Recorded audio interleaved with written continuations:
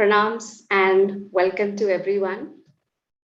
Eternal teachings tested over times, inspired millions. Teachings of Bhagavad Gita will continue to be invaluable.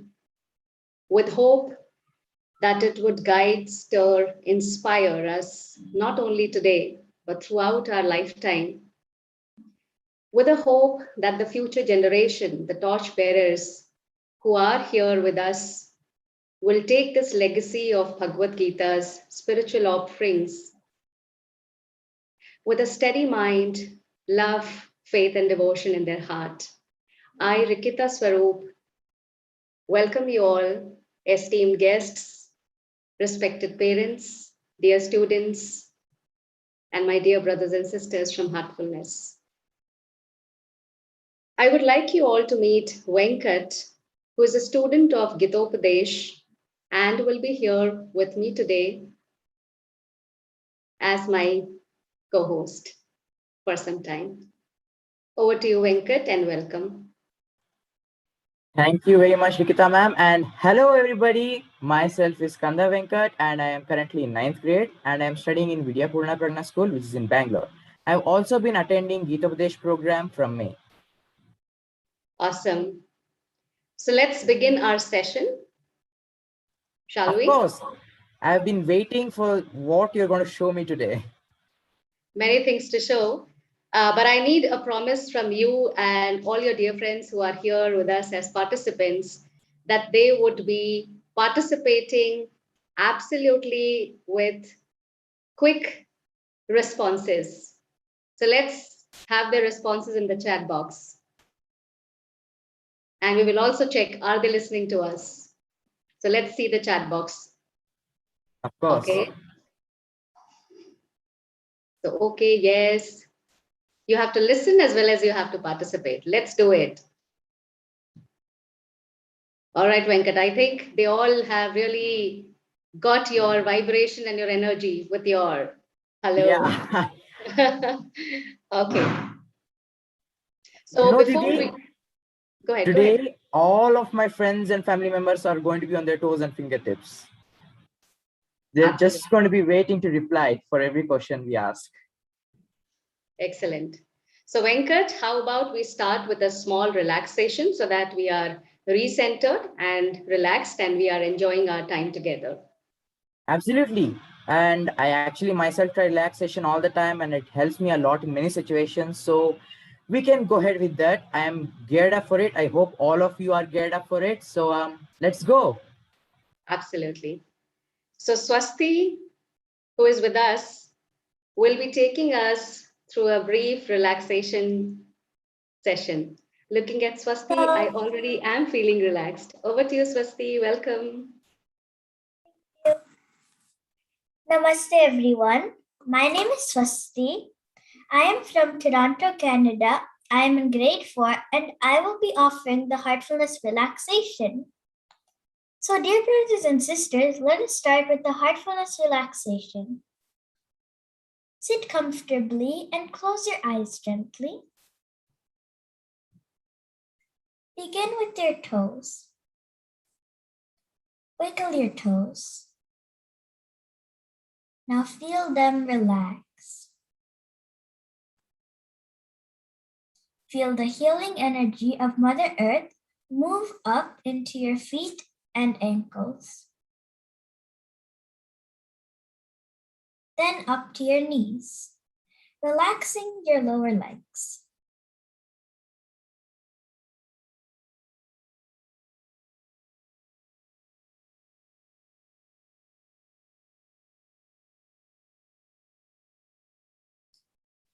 Feel the healing energy moving up your legs, relaxing them. Relax your thighs. Now deeply relax your hips, stomach, and waist. Relax your back. From top to bottom, feel your entire back relaxing. Relax your chest and shoulders. Relax your upper arms. Relax each muscle in your forearms. Your hands right up to your fingertips.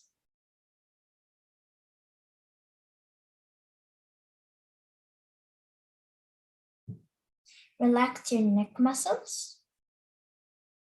Move your awareness slowly up to your face.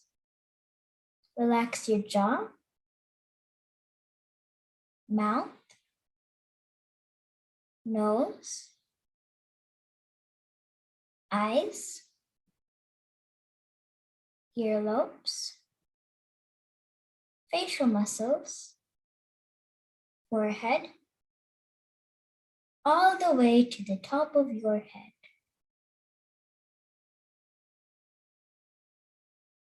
Feel that your entire body is completely relaxed. Scan your system from top to toe, and if there's any part of your body that is still tense, painful, or unwell, feel it be immersed in the healing energy of Mother Earth for a little longer.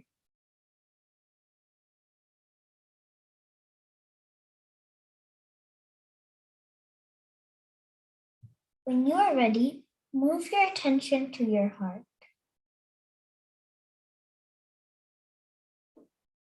Rest there for a little while.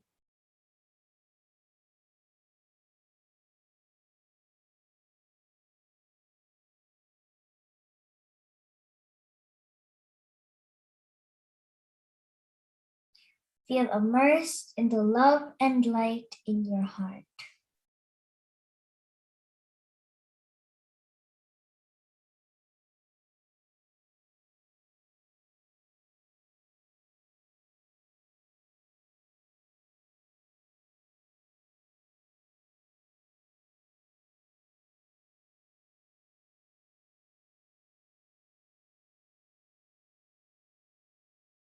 You may open your eyes when you are ready.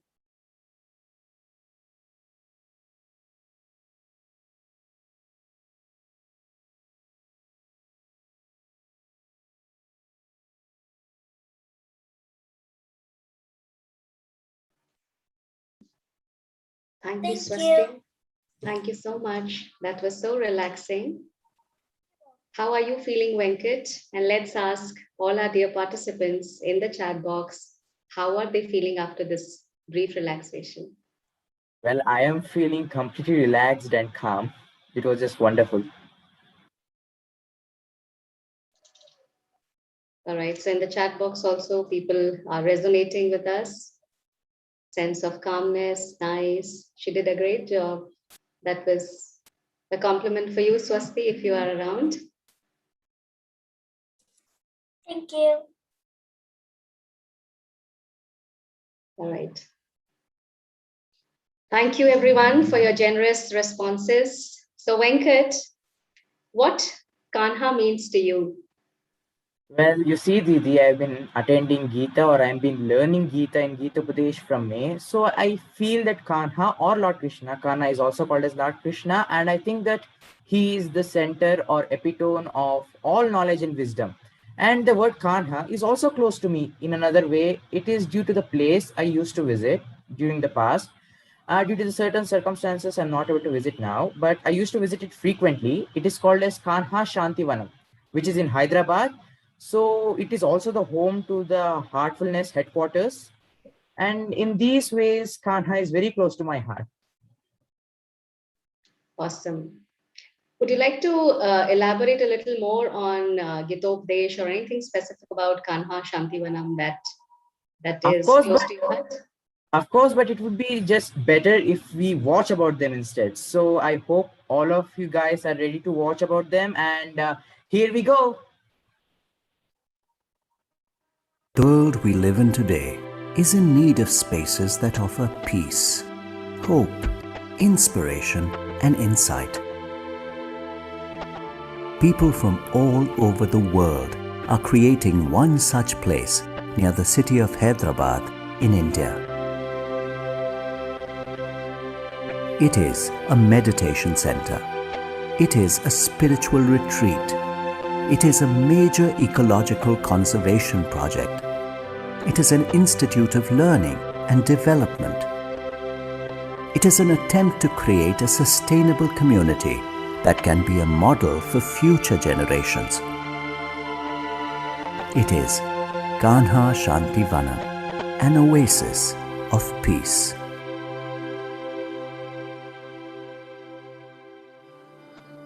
Prior to 2010, this entire area was largely barren, dry, and arid.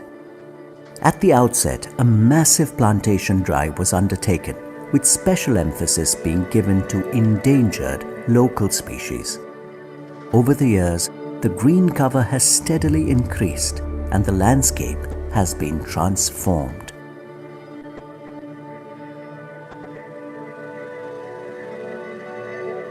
The people creating Kanha Shantivanam are drawn together by an aspiration to lead a life guided by the heart and supported by a set of meditative practices.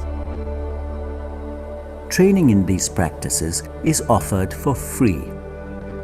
This approach has been called the way of the heart, the natural path, or simply heartfulness.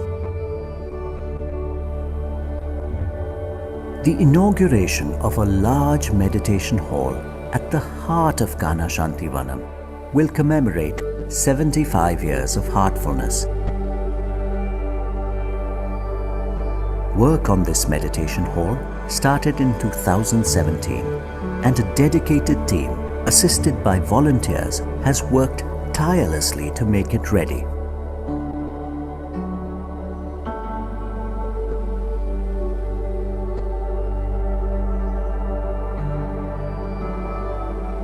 When a large group of people meditate together, a very special atmosphere is created. Everyone is invited to experience this at the special function being held to mark the inauguration. This will take place in late January and early February 2020. There is a community dining hall that serves free meals 3 times a day, apart from a cafeteria and a restaurant. Artists from India and overseas are collaborating on many initiatives, and a pottery studio has already been established. Experts from diverse fields like medicine, architecture, management, the arts, yoga, and communication are invited to conduct workshops, projects, and seminars here.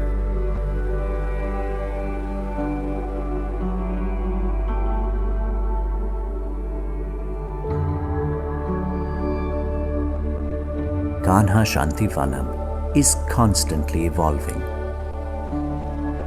Each one of us may have something to give to and something to learn from here. All of humanity is joined at the heart. All of us aspire to peace and happiness.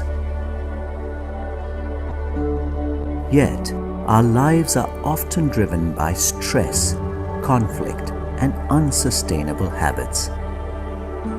This campus is an attempt to provide an alternative. Kanha Shantivanam belongs to us all. Everyone is invited to come home to Kanha.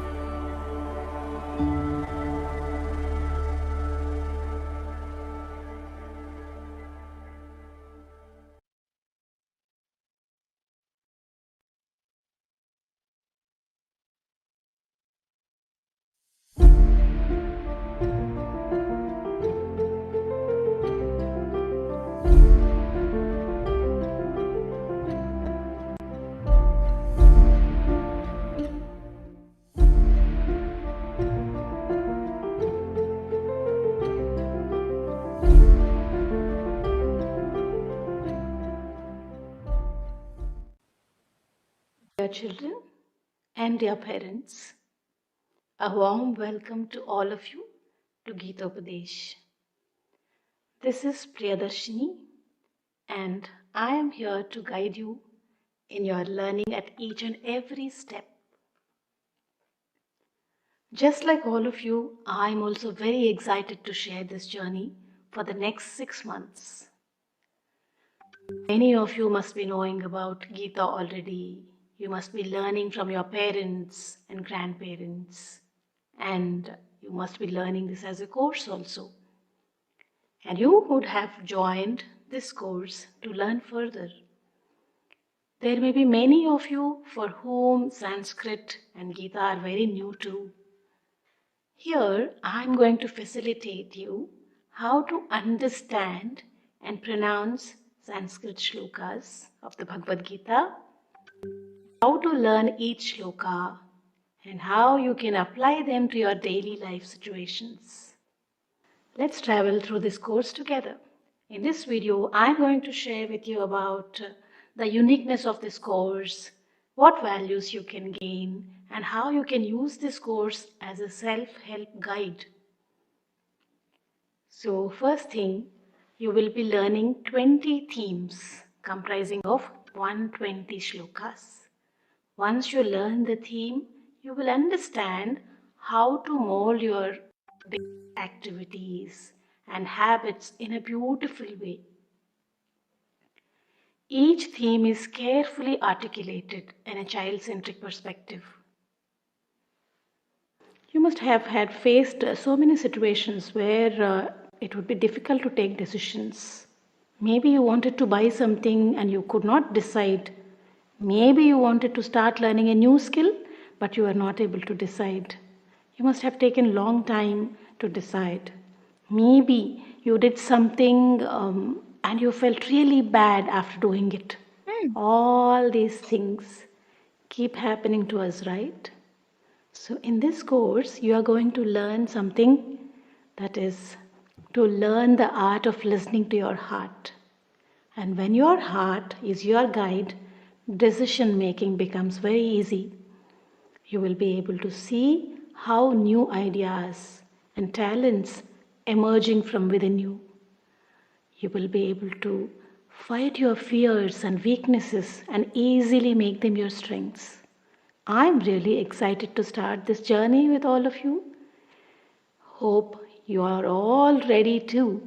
So no more waiting. Fasten your seat belts and join me in this journey. Our flight is about to take off and we will explore the sky of Gita together. All the best.